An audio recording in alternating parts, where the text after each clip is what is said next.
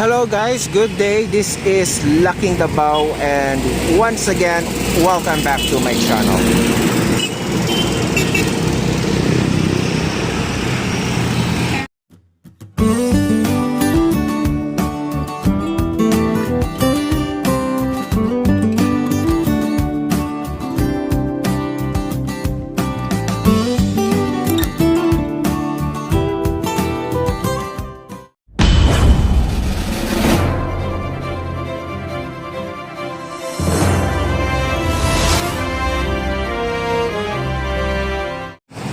Ayan guys, hello. Magandang araw sa inyo lahat dyan. At kumusta po kayo, no? Sana ay nasa mga mabuti tayo mga kalagayan guys, ha. Yan. So guys, nandito tayo ngayon sa may boulevard, no? At binalikan natin itong expansion project nitong Felcris Centrale, no? Sa nakikita natin ngayon dito guys, ito, no? Glass na yung mga kinakabit nila, no? Ayan. Yan na guys, no? So dati guys kasi yung forma nitong Felcris Centrale is yan, no? Yan yung nasa picture na yan, no? So this is an expansion project. So yung dating dito sa may bandang mall area niya, nag-add up sila na up to 6 floors, no? Or 6 level na story para sa additional office space ng kanilang area, no? Ayan. So maganda rin to kasi ayan, it will add some office space here in Davao City since in demand din tong mga office space dito ngayon, no? Maliban sa kasi ang pinaka number 1 yata ang in demand dito ngayon sa Davao guys, I think, no, sa nakikita ko at sa napapansin ko is residential talaga, no? Kaya parang ano dito guys, no? It's like nagbebenta lang ng pancake dito sa Davao ngayon pagdating sa mga residential, no? Especially in condos, no?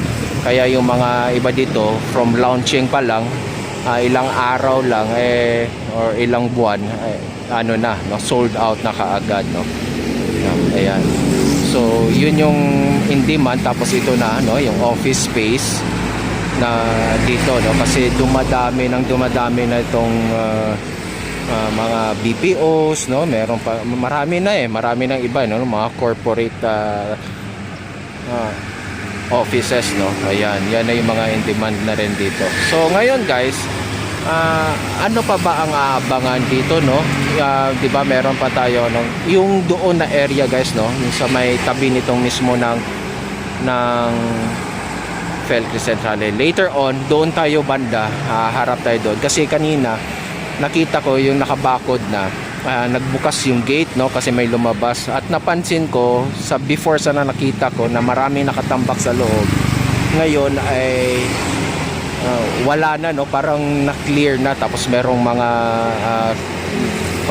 konting isang bulldozer, taka ano. So feeling ko anytime sooner mag-uumpisa na rin yan dyan, no? Maybe they are preparing something. Tapos dito naman sa may harap lang nitong Felcris Centrale, meron na rin binakuran dito guys, ito, no? So I don't know kung ano yung propósito, right? It's clearly this will be a new development na naman, no? A new commercial space, I think, no? Ano, kasi yun na, magiging in demand na dito mga commercial space. Ayan, no?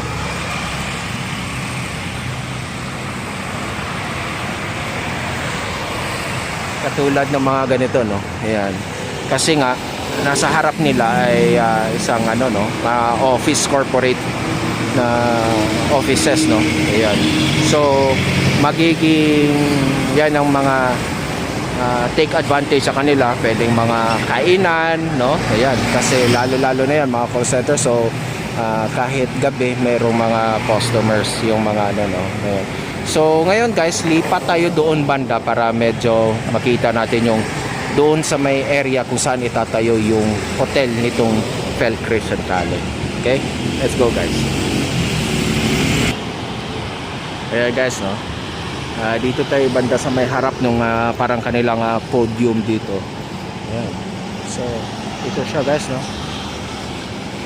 Ayan yung kanilang nagawa. Ito yung 12 story. So ito yung kanilang before, no? Tapos right after pagka natapos to, yan na siya magiging tsura na, guys. Yan. Okay. So dito, guys, pupunta tayo dito banda sa may harap. Abante tayo doon banda. So ito, guys, no? Ayan, kung saan tayo ngayon. Itong harap natin, guys, dito itatayo yung hotel, no? Yung 18-story hotel na kasama sa project plan nitong Felcris Centrale, no? Ayan. So dati, guys, I don't know, meron akong vlog dito one time na dito rin tayo na nakikita natin dyan sa loob. Punong-puno yan na parang nakatambak dyan, mga puro bakal-bakal, no? Ngayon, nakikita natin dito ngayon na medyo parang clear na siya, no? Medyo nilinis na nila. At meron akong napapansin, guys, na parang anuhan ng mga tower crane, no? Ayan. So possible, guys, no, baka anytime soon mag-umpisa ang ano dito, ang construction ng hotel, no? Ayan, no? Yan, nakikita nyo yan, parang may mga dilaw na ano dyan. Yan yung mga ano ng ano sa tower crane Ayan, no? Ayan. No, so parang unti-unti nilang nililinis na dyan na area, guys, no? Ayan. So I think they are preparing for that. Siguro baka for groundbreaking or something, no? Ayan. Yan yung ano dyan. Saka dito, guys, may mapapansin din kayo. Kanina kasi umano ako doon. Sinabihan kasi ako ng guard, doon ka lang sa medyo malayo, sir.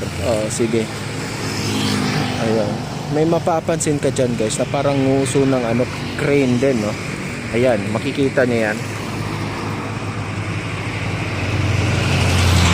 Mag-zoom in tayo, guys. Ayan. Yung parang yellow na yan, guys, di ba sa crane yan, di ba? Ayan. So possible talaga, guys, mag-i-start yan ng probably, no, they will start anytime a construction here. Ayan, no, parang nagpe-prepare sila ng mga bang house nila. Ayan, no, kasi dito na area, guys, ito na sa kabila, ito nakikita nyo parang may road dyan, tapos may nakabakod, no, na doon sa side na yon. Dyan yung residential area, guys, no. Pag ganun yan, papunta doon sa likod yung tatlong towers na 40 stories each, no. Hopefully kung hindi nagbabago yung ano, pero although nakalagay pa rin sa kanilang ano is still 40 stories each, no. Pero merong iba nagsasay na 38 story na lang daw, no. So hanggang dyan yung magiging pwesto nitong Felcris Centrale, no. Ayan. So I think, no, hopefully, no, itong ito, so another development to dito sa area ng Boulevard, no. Siguro probably right after lang din nitong yung ginagawang the uprise. Yan. Pero sa nakikita ko ngayon, they are clearing the area up. So possible nito baka magulat na lang tayo at biglang magano na to na groundbreaking for the 18-story hotel, no. Yan yung design ng yan yung kanilang ni-release na perspective sa 18-story hotel. Ayan. So yun, no, that's it, guys, no. Yun lang naman na pinunta natin, in-update natin yung expansion project nitong Centrale, itong the uprise, no. And this one, no, possible, no, baka itong hotel dito anytime soon construction will begin here. Okay, so that's it.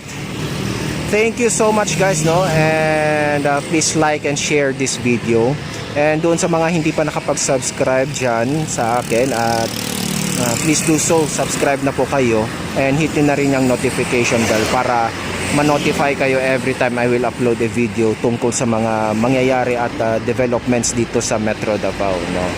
Ayan, so para ma-update naman kayo, no. So yan guys ha, sa aking paalala, mag-iingat tayo sa ating pang araw-araw na mga ginagawa ha.